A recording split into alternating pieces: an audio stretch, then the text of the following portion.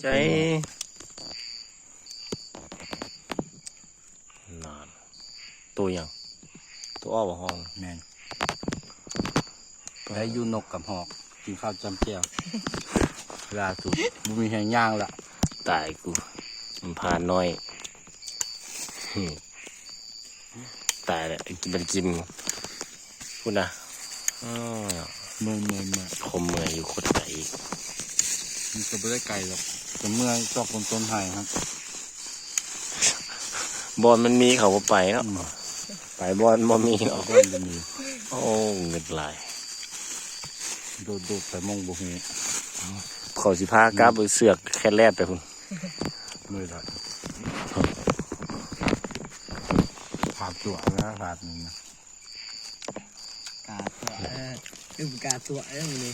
ทุกอย่างกินข้าวจำเจียวเจ้าก็เหมือนข้าวก็เหมือนแต่ก็ยากมั้ยมีความสุขทุกบอลได้นี่ได้ผลงาน